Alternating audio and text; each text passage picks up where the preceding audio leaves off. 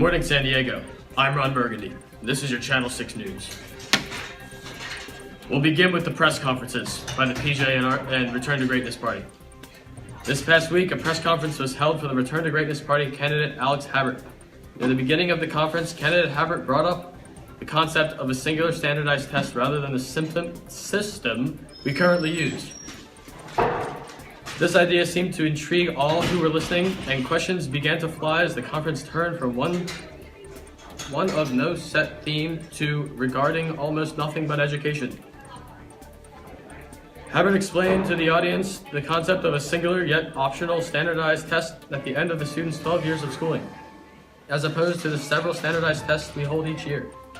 This idea seemed to be unheard of by most, causing many questions. While I do believe Habert did an excellent job of having a unique idea and perspective on the topic of education, which we have heard many similar perspectives on, I also think that it was a little odd that a general press conference seemed to end up having a theme to it. Candidate Habert seems to be a good public speaker, always having something to say and rarely stuttering or becoming nervous in front of a crowd. However, my fellow reporters and I have begun to notice a recurring theme with the candidate Habert. While he may always have something to say, what he is saying does not always prove to be relevant to the topic of conversation. Does candidate Habert realize the error of his ways, or is he just straying off topic on purpose? Wow, I look good. All right, last week there was also another press conference held by the Pajama Party candidate Taylor Buckley. The conference touched a bit on the topic of education, saying that there should be more funding, especially for the inner city schools. She also took a more in-depth approach to immigration, saying that we are spending too much money and that bases which cost too much should be closed. Buckley then said that our government spending should be split between our national debt and funding for education. While candidate Buckley seems to know what she wants to spend government funds on, it is questionable whether her ideas are really what's best for America, as she seems to hold a very unique opinion on the topic of immigration. Will the voters agree with her ideas, despite her points throughout the conference? I have noticed that candidate Buckley tends to speak better when a speech is pre-planned for her, and she has a chance to prepare rather than being put on the spot. Does this make for a good precedent? I suppose we'll find out. All right, on the next week, we have candidate John Adkins opening Thursday's press conference strongly. Adkins said that an issue he wanted to focus on, despite the main issues that were being discussed in the debate, is supporting small businesses. He would also like to cover tax breaks and renewable resources in his future discussions. Adkins also discussed that he wanted to improve teachers' health care, increase their salaries, and provide more sick days for teachers. Despite these views, however, Adkins states that he believes that welfare should be cut for education. In doing this, the people who are on that welfare would be forced to go back to school and learn how to do jobs so that they can provide for themselves and for their families, rather than living off of the welfare. Adkins also believed that illegal immigrants should be given a chance to enter into the citizenship process. This issue also came up in the debate, and Adkins went into further detail with the issue. Candidate Adkins believes that illegal immigrants should not be deported and should be given a chance to become citizens. Adkins answered every question clearly and was definitely well prepared. When asked if the debate went well, candidate Adkins responded that he thought it went well and that the candidates had a good discussion that lasted the entire period, which is hard to do. I like glam. Oh, excuse me. Also, when asked by Ms. King, why do you think you should be the president over all the other candidates, he gave one of the best answers to the question that I have seen in the press conference. Alright, so now the press conference for the ABC Party.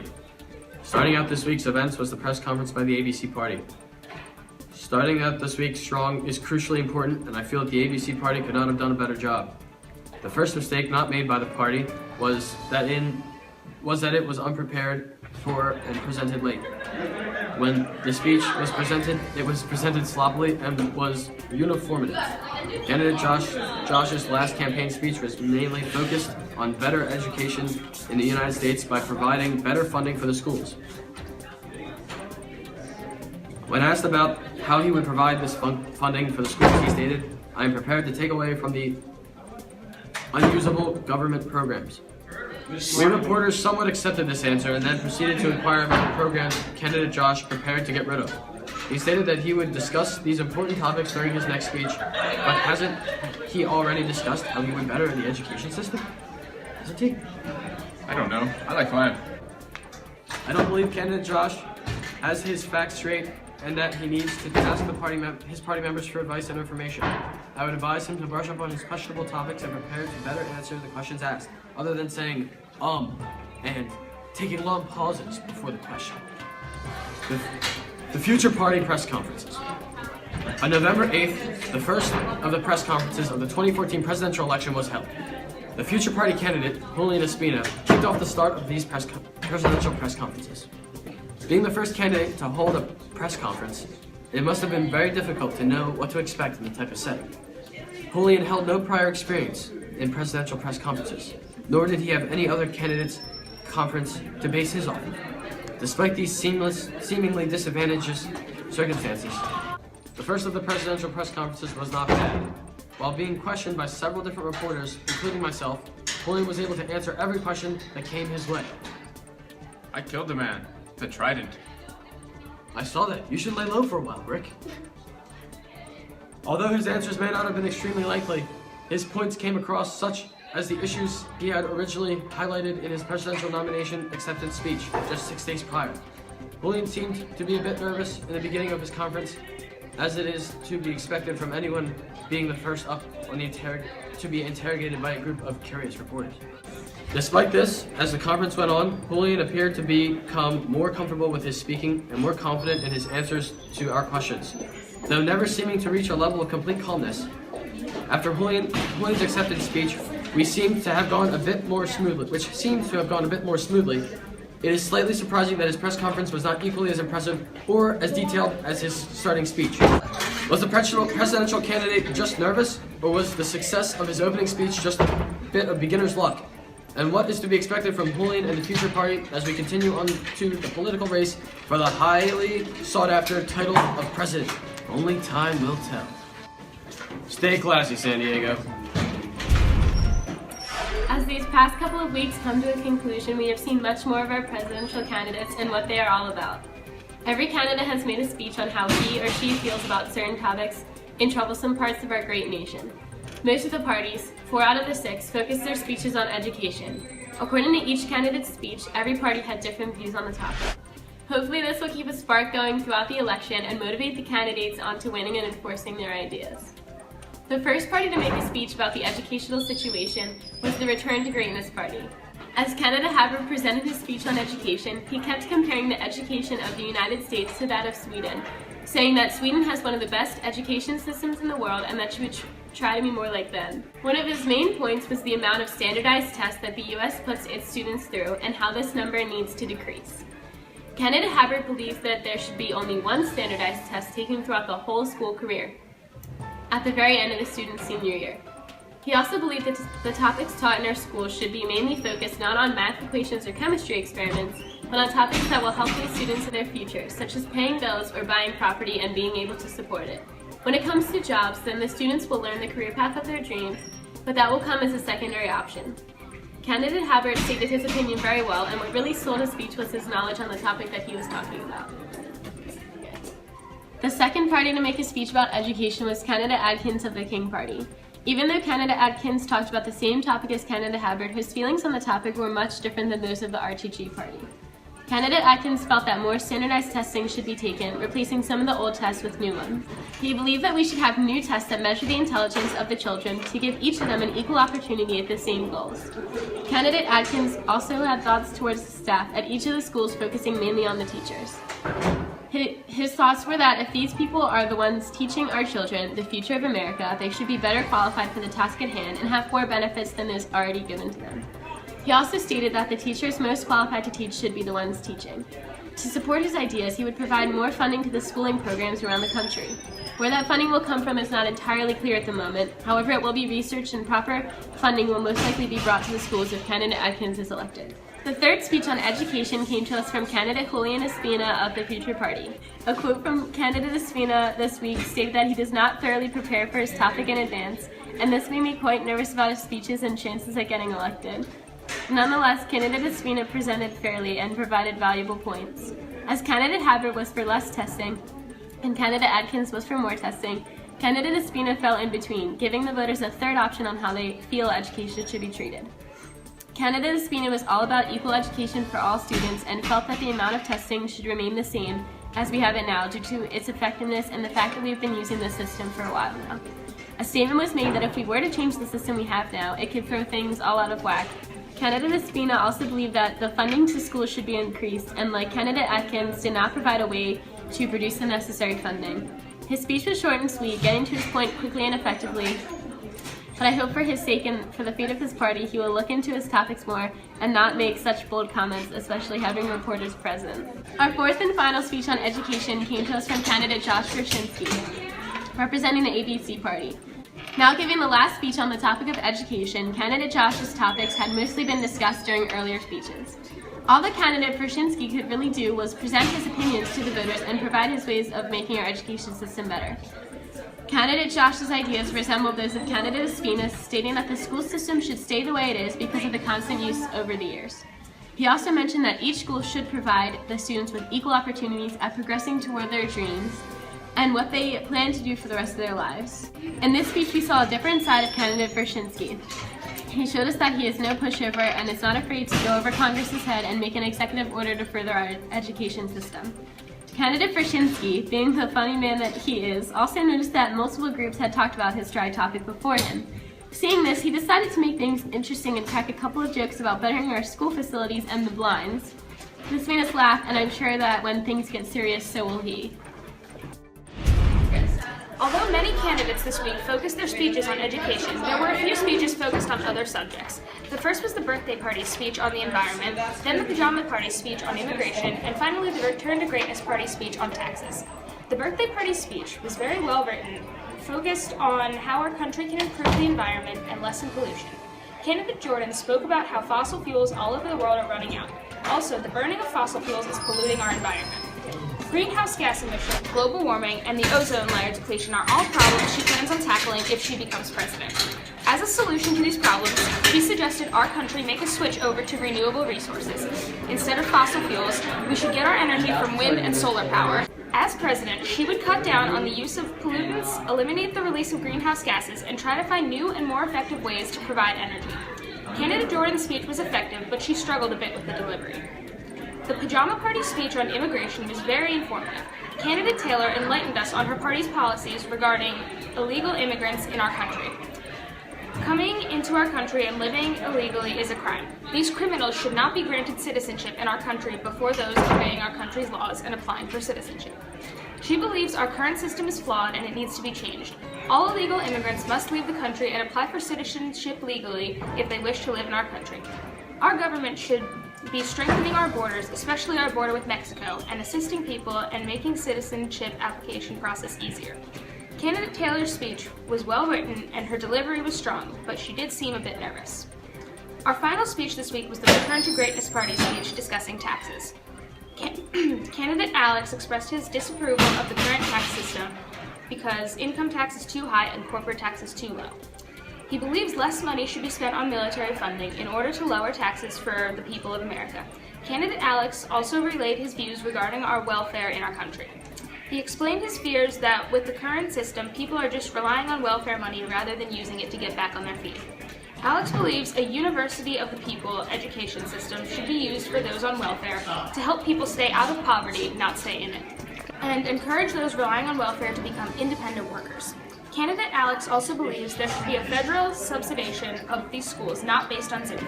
The Return to Greatness Party speech was informative, but a bit dry. This week, the birthday party candidate, Jordan Ireland, gave a speech on the environment. Ireland spoke about how she would employ tactics to improve the environment if she was elected president. Ireland suggests that increasing renewable resources in our country and decreasing our dependency on fossil fuels would be beneficial to the environment. She would also make sure that greenhouse gas emissions are decreased if she were to become president. Burning fossil fuels is polluting our environment, Ireland claims, which is another reason why we should increase our renewable resource use and cut down on fossil fuels.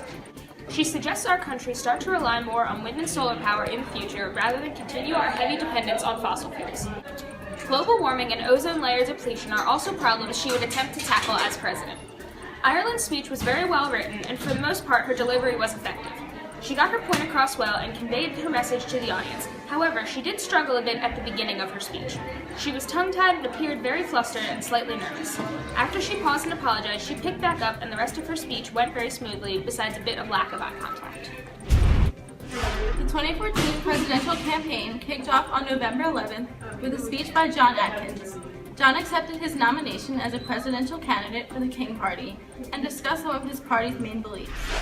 The King Party says that education is their primary focus and that there should be lower interest rates for college students to lower their debt. Other aspects of the King Party's platform include ways to increase renewable resources to improve the environment and eliminate ozone destruction. As the first candidate to give a speech, John did a great job and spoke clearly. The next candidate to speak was Alex Havert, accepting his presidential nomination and representing the Return to Greatness Party on November 12th. Alex's speech called for an increase in patriotism and a return to the American dream. Though the Return to Greatness Party's policies were not clear in this speech, later Alex stated that his party was focused on increased funding for education and decreasing drug use in America. Alex hopes that he can return America to greatness by making the right choices and restoring patriotism. Alex gave a great speech, though his policies weren't too clear, and he is very informed about politics and current events. Julian Espina, the presidential candidate nominated for the Future Party, gave a speech on November 12th accepting his nomination. He discussed that his party would mainly focus on civil rights, especially for marriage equality and minorities.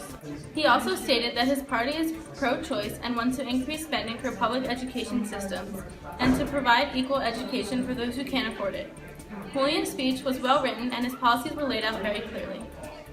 The Pajama Party candidate, Taylor Buckley, accepted her nomination on November 12th. She spoke about her party's platform, which includes regulating immigration, forming a stronger defense system, and increasing the availability of higher education. Taylor spoke very confidently and her speech was well written, making it easy to understand her party's policies.